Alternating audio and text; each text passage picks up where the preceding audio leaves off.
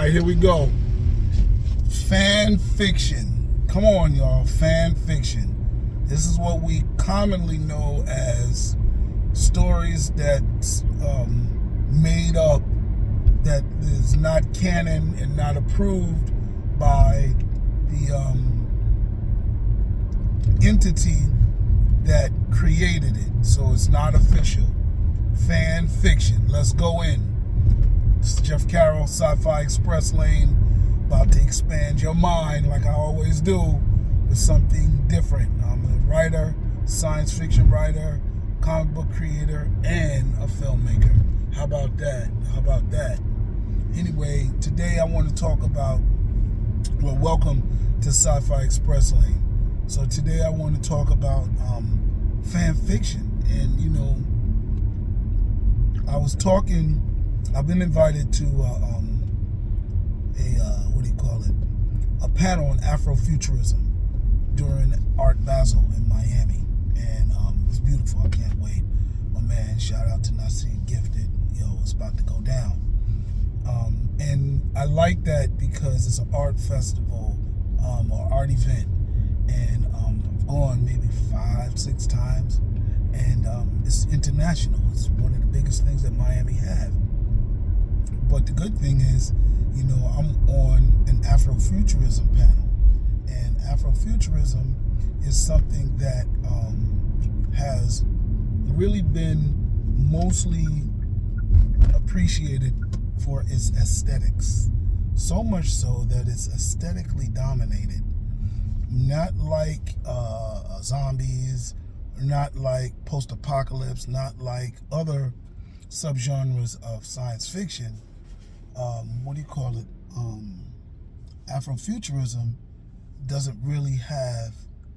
isn't equally appreciated in its imaginative writing, in its imaginative concepts.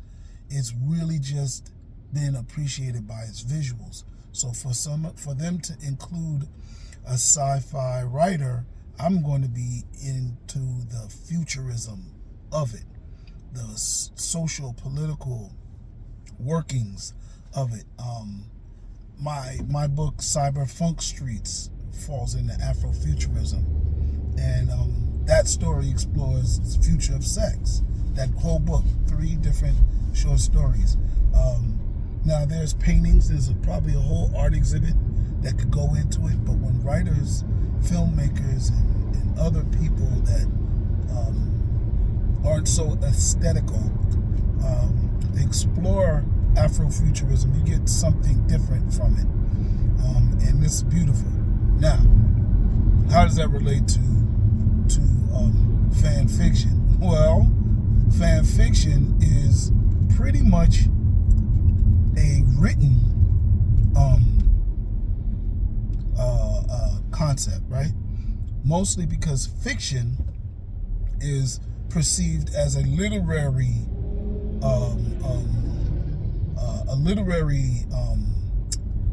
category, right? A literary description.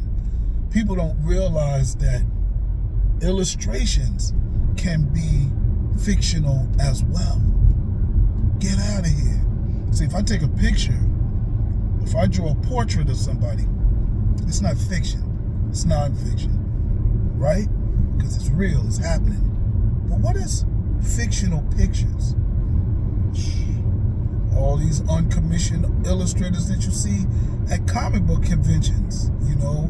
I mean, we talked about AI writer, AI designers, but, you know, if you drawing Spider-Man fighting Guko, that's not real.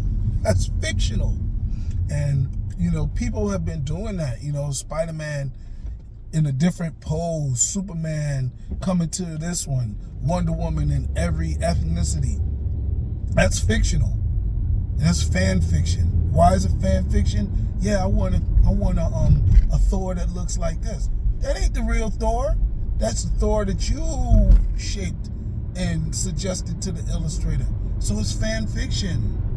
Fan fiction. Then we have, we all recognize fan fiction when we see these fake movie trailers. One of my favorites is Small Soldiers 2.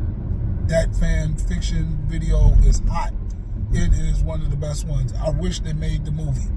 Then another one that inspired something in my film was the Michael Myers and Jason Voorhees fight in the woods. That joint was awesome, and it took its life of its own. Amazing. Those are like two of my top, and then I'm gonna have to throw my man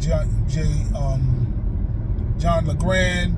He did a Blade fan fiction, and I was trying to get him to do what do you call it, my Thug Angel. I was like, man, you did this Blade, y'all spent all this money doing these crazy martial arts scenes, and you could have easily adapted my Thug Angel, and we could have taken it to festivals, we could have sold it. But now people are into these fan fiction movies, short films, and still have a movie out. I'm like, come on, because you can't sell fan fiction, I guess, unless you are doing the illustration, and then they allow you to break the law, because it's still illegal. It's just as illegal for you to draw Spider-Man as it is for you to put on a suit and act like Spider-Man in a movie, okay, or any other character. The other fan fiction movie I like, I have to throw, either the Star Trek fake one. They got a whole series that's fan series again, and I think they sell this one. I think they put it on streaming platforms, but it ain't real. And a couple of the Star Wars joints, they've done some good Jedi fight scenes, beautiful, but it's all fake. It's not real. And now we get to the last one that's kind of probably getting hated on. I don't think the videos. Pause. Let me take it back. The number one fan fiction movie, drum roll, is the Fresh Prince of Bel-Air fan fiction. That fan fiction movie was so good that it inspired them to reboot the series, and it's in its second season, and it's amazing. So that goes into my argument of the power of fan fiction and the necessity of fan fiction, right? We're not talking about like Deadpool, who is fan made, but he's an original character. We're talking about straight up using the existing characters and doing something with them that could be illegal, but they suggest something new. Shoot, maybe Miles Morales might have been fan fiction, but it's not the same thing. It never existed, never took off, People probably just said, draw me a black Spider-Man. Anyway, the fan fiction, I think, gets hated on the most, because none of them really get hated on. People don't hate on the movies that's made. They don't hate on the artwork that's done. Fan fiction books are already labeled fan fiction, so there's people rarely write fan fiction because writing takes so much time, and you're a writer, you're supposed to be creative, so you can create your own stuff. But people still write fan fiction stories. I haven't. At least I don't think I have. I've done some fan fiction comic stories. I did a nice Medea one, and I did a Wildin' Out. But other than that, I was about to do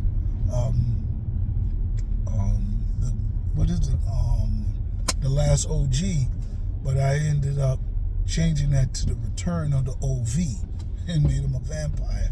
So it's original. Hey, fall back, son. I'm about to do that story. I got illustrators now, so I may do that. Anyway,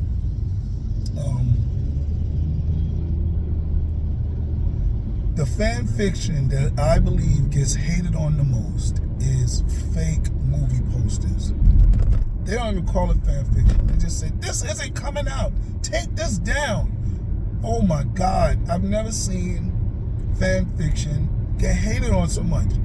And I think, unlike regular fiction, the opposite. Like, if I write a World War Z type story and people believe it happened, like they did, with War of the Worlds and some other horror joints, nobody gets mad at me. They actually applaud my ability to lie, my ability to deceive. But if you throw a predator Prey, like the Predator movie, Prey 2, that poster, you throw that up there, people will ask you to take it down. You put it up on social media, it could be your page. They'll ask you to take it down. This ain't happening. They go after you like you did something wrong. And really all you did was make a work of fan fiction. What the hell? We would love to see these movies. It was a Wakanda 2 movie that was a fan fiction. And yeah, fan fiction. Do you have to say it's fan fiction? No. Do you have to say it's the wrong trailer? No. That's messed up because you get caught out there and you start feeling for some type of way about a story coming out, but it's fan fiction, yo. And I mean, the reality is it's all fiction. It's all fiction. Now, I could say there might be some fan fiction that I don't like.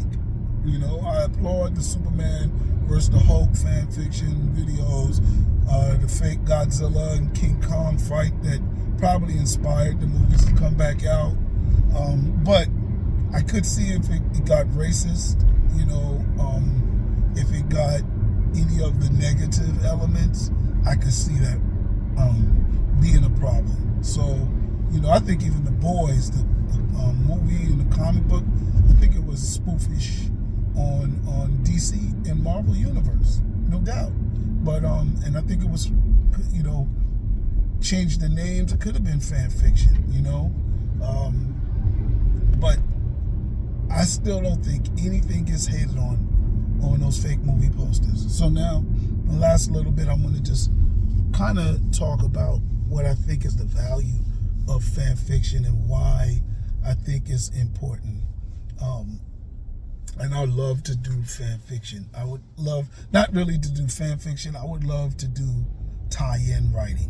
And tie-in writing is legal fan fiction, right? Tie-in writing is when you get commissioned by the entity to expand on the concepts and ideas that they have. Star Wars is the best at it. It's the bar. Their Thrawn continued the universe. When they commissioned and gave Timothy Zahn the freedom to create a universe, it was amazing. And he had the idea that he pitched. So if he'd have wrote it on his own, it'd have been fan fiction. But he got it, pitched it. They said, go ahead, it's nothing but a sci-fi, tie-in book. It's not real. Boom.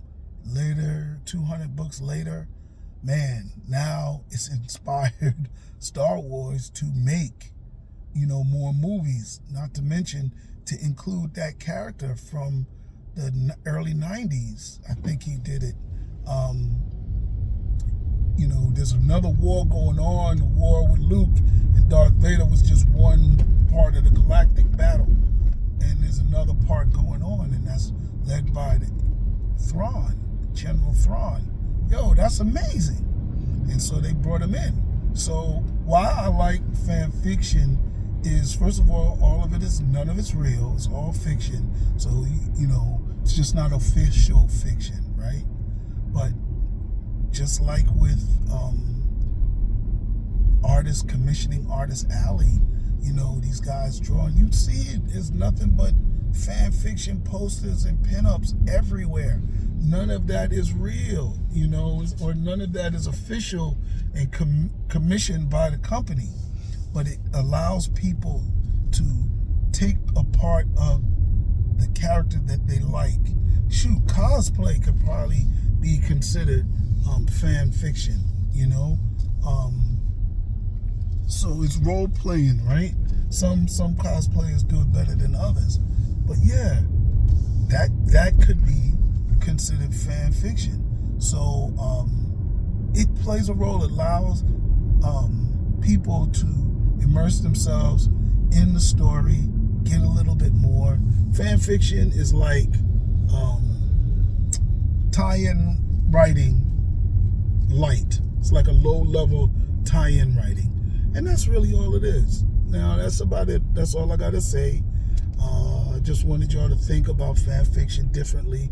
You're hating on these posters, but you're loving these illustrators. You're loving these short filmmakers, and you're loving these tie-in books, which are nothing but official fan fiction. So that's it. Jeff Carroll, Sci-Fi Express Lane.